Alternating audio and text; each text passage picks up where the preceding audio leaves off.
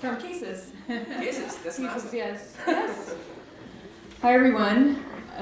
Thank you so much for having me. My name is Jennifer Lopez. I'm the Commercial Innovation Technology Lead for CASIS, or Center for the Advancement of Science and Space. Where I'll tell you a little bit more about our organization in just a moment. Before I begin, I was just going to say, in terms of my presentation, I'm just going to shift gears a little bit and also make a comment about Dr. Armstrong's presentation, which was fantastic. I feel like we need more Dr. Armstrongs in the field. Definitely be beneficial to have more voices like his. So thank you I'm just going to comment on his presentation, for thanking him for being here and for commenting on what's currently happening, especially all of the latest developments this week. So as I said, shifting gears a bit, but before I start, I just wanted to get a sense of who's in the room, if that's okay with you. If you can tell me who, or just raise your hand, who's here from government. I wanted to get a sense of who do we have here in the room. Okay, 1, 2, okay, so a couple folks from government. And what about academia? Wonderful, okay. And private industry, entrepreneurs, companies, private space, perfect, okay, great, okay. So just so I can also get a sense of how to tailor my my presentation a bit. And so, again, what I was going to say in terms of shifting gears, I'm going to tell you a little bit more. Excuse me, my throat's a little scratched. I'm going to tell you a bit about the International Space Station, specifically the U.S. segment, or the U.S. National Laboratory, really bring you all up to speed, what we're doing, and how it also has some overlap with some of the other discussions and presentations that you've been hearing over the past day or so. And also how you can participate in what we're doing in the International Space Station, and really that fits in with the theme of the conference. So again, to start, to kick things off, the International Space Station is one of the greatest human and technological achievements in our history. And space agencies from the United States, Russia, Japan, 11 countries in Europe all came together to build this unique place, really demonstrating a convergence of science, technology, and human innovation and research breakthroughs that are just not possible here on Earth. And so I'm going to give you a snapshot of all of the exciting things that we're doing up there. And to kick things off, I just have a brief intro video to show you, and I'll start with that.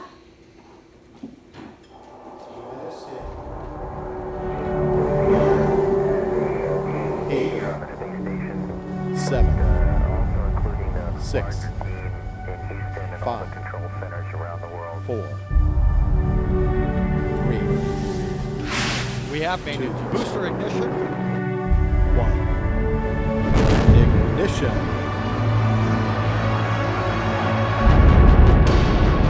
Let's clear the tower.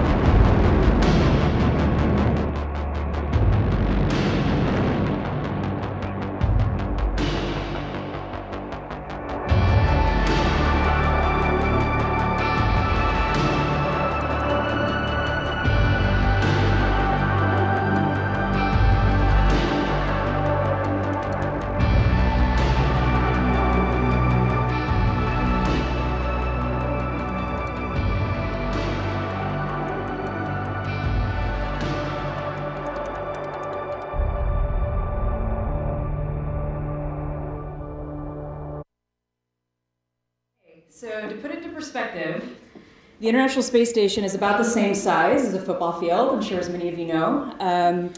And it's flying at about 250 miles above the Earth and traveling at about 17,500 miles per hour, completing about 16 orbits per day. And really, in terms of just those stats alone, you can imagine the types of data and I'll get into this in a little bit in terms of on the remote sensing side, exactly what we're doing in terms of orbiting our planet and how much of the Earth that we're covering, since we're covering about 90 or over 90% pinky of the Earth's population.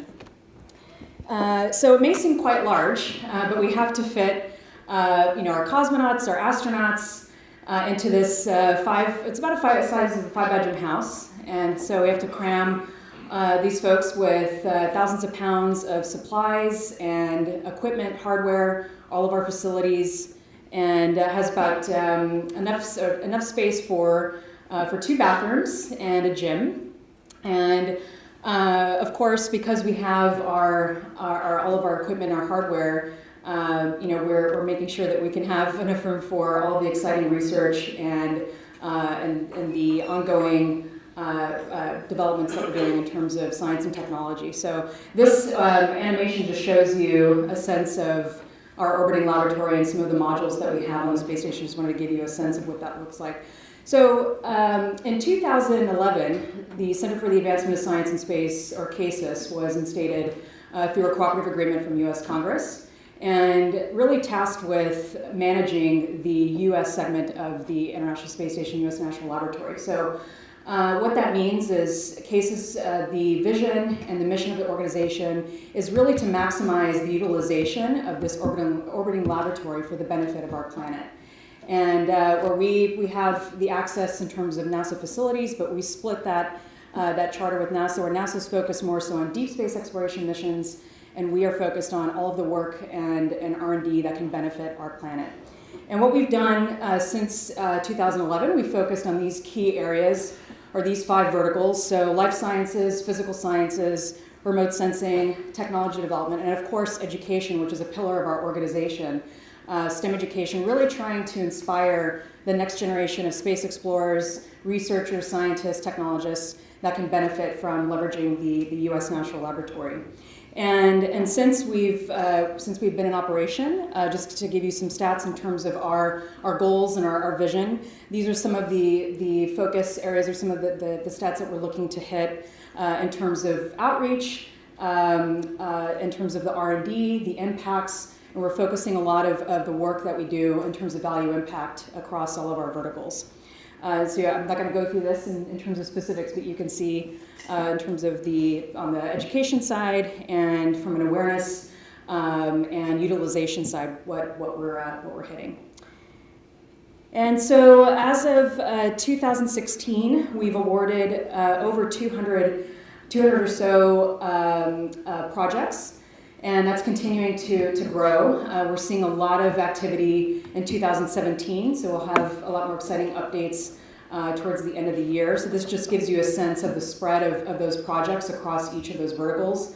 And of course, life sciences, because of all of the previous life science work that had been done in the shuttle days, it was really a great runway for us to be able to continue some of that work, and we're really trying to expand in some of these other verticals, or these other areas of focus.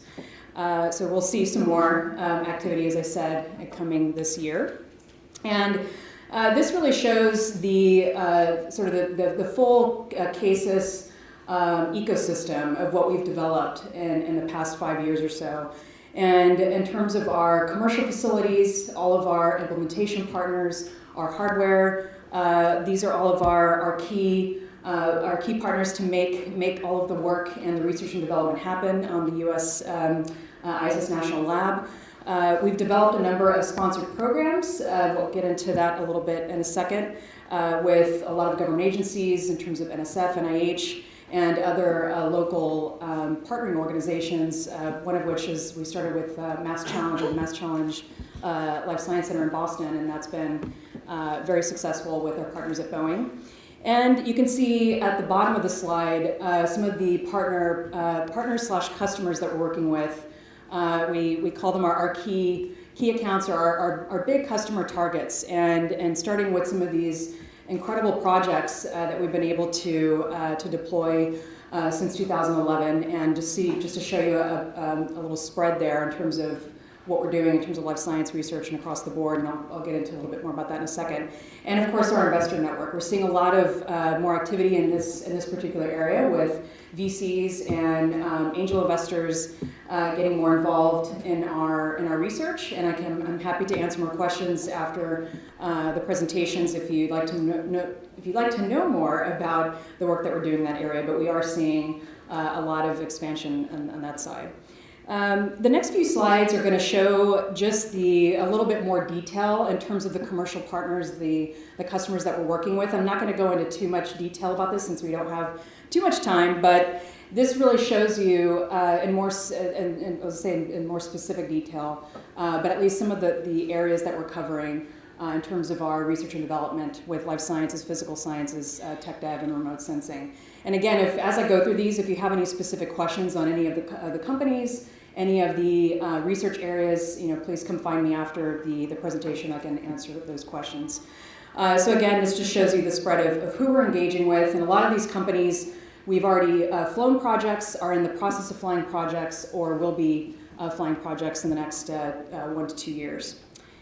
And this just breaks down a little bit further in terms of those research areas. There's a lot of information on here. So again, just wanting to show more in more detail exactly what we're doing in terms of that R&D. And on the horizon, so some of these companies that we're engaging with that are currently working with us to fly projects or will be flying projects in the near future.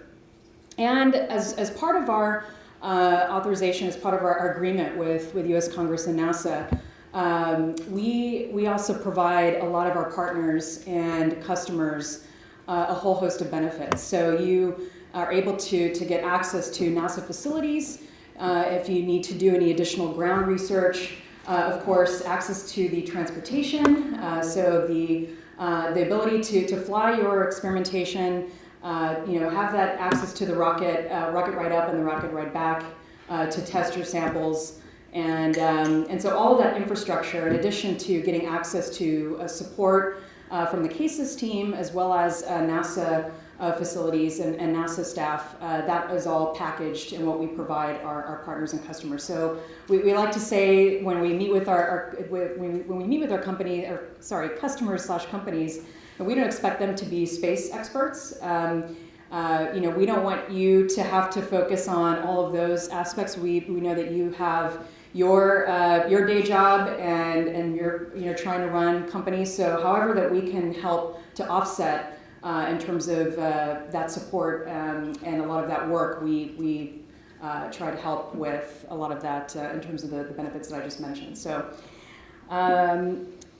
the other thing I was going to focus on, and before I go into some of the examples within each of the verticals, and this is the key message that we try to drive when it comes to meeting with new customers and companies, that it's first and foremost about the science.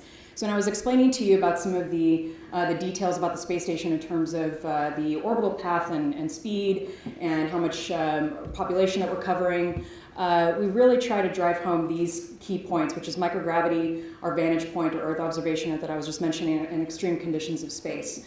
So I'm not going to go into too much detail about this, and again, I'm happy to explain more after the presentations later. But really, this sets apart what we're seeing in terms of the ongoing research and development on station, and some of the key focus points that we like to drive. So I'll just quickly say that microgravity is the key differentiating factor, and of course the observable phenomena that you will see in terms of your research and development on station. And vantage point Earth observation. So as I mentioned, that we're covering over 90% of the Earth's population with the altitude, as I mentioned, approximately 240, 250 kilometers above our planet. And the improved spatial resolution, variable lighting conditions that can lead to specific data sets that we're seeing in terms of Earth observation, remote sensing. And a lot of our partners are working with us on that have applications in terms of climate change, as we were just talking a few moments ago, disaster relief, and other applications, crop management, et cetera. Extreme conditions of space, so extreme heat and cold cycling, access to this ultra vacuum space environment, atomic oxygen, et cetera, and you'll see some of those applications in a moment. Okay, so life sciences, I'll start with this vertical. I'll just give you a few examples here. And as I mentioned, with the microgravity environment, you were seeing some of those key aspects in terms of the observable phenomena. So when it comes to biological systems, and from a medical perspective, we're seeing a number of different observable impacts on the body, and some of those impacts that we're also seeing in terms of plant biology, One statistic that I'll mention that a lot of the astronauts actually like to talk about is because it's such a key focus area for long duration spaceflight is our muscle wasting and bone loss. So it's the stat that they always give is that the amount of time that they spend in microgravity, it's almost equivalent to, in terms of muscle wasting and bone loss, it's equivalent to a 7-year-old osteoporotic woman here on Earth. And so when you're looking at that from a research and development perspective, imagine some of the research that you can look at in terms of those applications on life science R&D here on the ground, and what that can mean for osteoporosis or other areas that we're looking at. So I'll just going to show you. You can see some of the videos in terms of what we're seeing in that microgravity environment. And also because of that observable phenomena, we're experiencing a lot of activity with protein crystallization growth. And we're seeing a number of improved structures as far as biological proteins. So the impacts of that, it can lead to better pharmaceuticals, drug delivery here on the ground. So you can see the simulation of microgravity environment and the differences between those crystals and that environment versus here on the ground. And again, I'm skimming through these really quickly. So if you have any questions on the research specifically, please feel free to come find me after the presentation. Another area that we're focusing on is organ bioengineering in terms of life sciences. So this is just a stat to show you what we're looking at in terms of the organ shortage and how many Americans are waiting for organs and how many are on the list to receive new organs. And so because of this, there's been a consortia that was developed over the past year and a half or so, and CASIS has been involved and sort of co-leading at the forefront of this work to try to help and see if we can leverage the space station in these areas.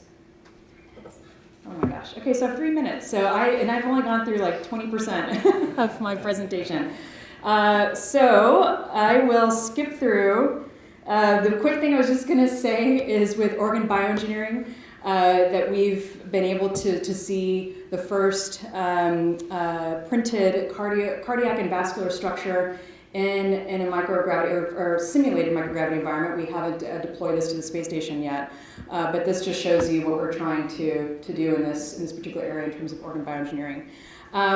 So really quick, I just want to double check. You said I have 3 minutes until Q&A, or what's the full time that I have? 3 minutes until Q&A. Okay, and how long for Q&A? 5 minutes. Okay, just so I can know what to focus on. Okay, so I'm going to skim through this. Sorry guys, I had a feeling that this I wasn't going to have enough time. So I'm just going to skim through this lightning speed. So again, I apologize. Combustion studies, this is also what we're doing on the space station. Accelerated materials testing. Education, we have a number of different partners with our STEM education program, which is called Space Station Explorers. I can tell you a little bit more about that after the presentation. And this was a video of one of our winners, which is our Genes in Space competition that was sponsored by Boeing. Remote sensing, just to give you a quick snapshot of the remote sensing applications and what we're looking to do with a number of different partners and customers that are interested in these areas and the applications of those. This is a photo of ship traffic from space from one of our partners, just to give you a sense of what they're looking at in terms of bringing in other collaborators to see if they could affect with maritime data or ship trafficking, and seeing if we can create other fused data set opportunities. So this just goes to give you an example of what one of our partners is doing in terms of remote sensing. Continue forward. This is just a brief also snapshot of our partnership with UNITAR, the United Nations Institute for Training and Research, which is one of their sub units, UNISAT, and also working with our remote sensing teams to see if we can bring in other partners to use data for ISS data for good. And technology development. I was just going to show you really quick this slide, which is really interesting study, a survey that was done with over 5,000. Sorry, this microphone keep getting really close. Over 5,000 C-level executives that all, from over 70 countries, that all say within the next, or over the next 3 to 5 years, these areas of technologies are going to be shaping the future, and the check marks are showing that we're already actively working in all these areas, from mobile solutions, IoT, cognitive computing, advanced manufacturing, et cetera. And out of manufacturing, we have our partner Made in Space, who's here. You're going to hear from them momentarily. And really exciting to see the developments that they've been working on with the first 3D printer in space, and now with the commercial additive manufacturing facility, and focusing on a number of different polymer materials and moving from that to other advanced materials, alloys, and fiber optics. So you'll get to hear a little bit more about what we're doing in that area from them. I'm not going to go into specifics in terms of our production projects, but you can see here some of the areas that we're looking at. And Frontier Technologies, just wrapping up, we're also working with a number of different companies in virtual reality, augmented reality, other cognitive computing, artificial intelligence, etc. And you can see on the right, this is the first 4K fly-through of the space station, just to show you what we're trying to do as far as new camera systems, etc. And I will play one super quick video, which is 30 seconds. So. And let me go ahead and cue that up. So this talks about the Microsoft HoloLens, our augmented reality system on station. Devices to the International Space Station. You say you can see us? Oh my God. In February 2016, Scott Kelly successfully checked out the Sidekick application by making the first Skype call from the space station to mission control. We messed around with it for like 2 hours, and immediately I sensed this is a capability we could use right now.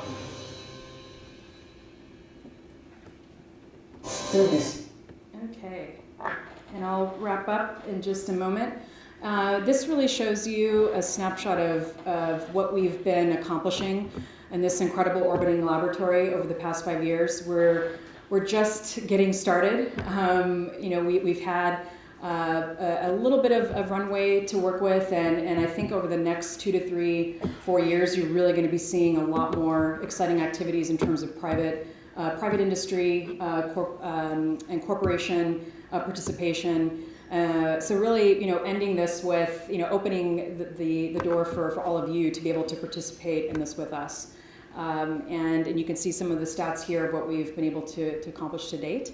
And if you have any other questions in terms of the prior research or any R&D that you'd like to see, we have all of our white papers and our projects listed on our online portal, which is spacestationresearch.org. Spacestationresearch.com. And feel free to look through this site, which also gives more information about all of our implementation partners and more information about our organization and our prior R&D and research.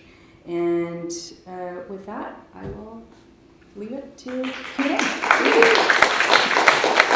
Again, sorry for the lightning speed. So normally I'm able to give you all of the more specifics with that presentation. So I apologize. Erica. So getting back to this topic of private space science. Yes. You guys have done a lot of work on the commercial side. If a foundation or an entity with private funding wanted to use space station for doing science as opposed to commercial activities, would they go through you? Would they Yes, and thank you for that question. Yes, so I sort of blanketed in terms of what, when I was mentioning our partners who we're engaging with, but really it's open to any entity. So if you have private funding from a particular entity, foundation, or as Erica was stating, you would come to us, and there's ways for you to also submit any requests or any proposal concept ideas to our website, which is ISS-casis.org, or feel free to contact me after the session. And for those of you that are participating remotely, my email address is jlopez, JLOPEZ, at ISS-casis.org. So that's jlopez at ISS-casis.org. But absolutely, it's open to to anyone that is interested in, and not just focusing on the commercial side, but also the science. So that's definitely just as important for us. Any other questions? And then I think Erica's going to get set up for her presentation. So you all are ISS experts now, I'm assuming? No questions? That's great. We have, but we can continue questions while that is being set up. So I guess Sure. we can do that. So I was just leaving it to the floor. Are there any questions? yes, there is one. Okay. And then we have How one. long does it take to get an experiment manifested? So it depends. The question, or the answer that we give to our customers is we can go as fast as you all would like to. Obviously, there are some constraints that we're working with on the NASA side and the launch side. But depending on the type of experiment, if it's pretty straightforward, it can be anywhere from, I think the fastest we've seen is 3 months to 6 months. And then if it's a little more complex, then we're talking more along the lines of a year to 18 months. Yeah. And it really depends on the type of experiment, the type of project, the scope, and how quickly you're looking to move. That's a great question. We get that question a lot. So I just didn't have time to go through all the other specifics since I was speeding through. I think we had a question over here. Yes. Oh, or go ahead. Please go ahead. I was just wondering, given some of the conversations over the last couple of days about distributed science, is there a mechanism in place already where a kind of an array of distributed observational projects can link up to something that's happening on the space station and then be kind of shared between government, non-government, commercial? Absolutely. Oh yeah, absolutely. And we're actually seeing a lot of that. We play a role in bringing, facilitating those relationships, or if we see that there's opportunities here, or we see that there's work happening over here, we can facilitate those collaborations. Absolutely. So not to get into specifics, but we're seeing that across the board in terms of private industry, government agencies. We know that let's say NSF or NIH, if they're working on a particular area or remote sensing, and we have a commercial customer that's also interested in working in a particular area, we can facilitate with those collaborations. So hopefully that answers your question. Yes. So absolutely, yes. Hi, Liz Kennick from Teachers in Space. If we're interested in getting CubeSats maybe out into orbit, do we talk to you? Do we talk to NanoRacks? So that's a good question. If NanoRacks was standing up here, they would say to talk to them. You can talk to us. We would probably, depending on the scope, depending on what you're looking to do. You said you're from Teachers in Space? Yes. And are you already engaged with NanoRacks? We are. Okay, so then I would say to probably continue with them. What we could do is introduce you to the STEM education team at CASIS, and then see if you'd like to facilitate further collaborations. I'm happy to connect with you afterward. Absolutely. Yes. Any other questions? And I'll leave the floor to Erica. No? Space experts, ISS, we're good? Yes. Okay, great. Thank you guys.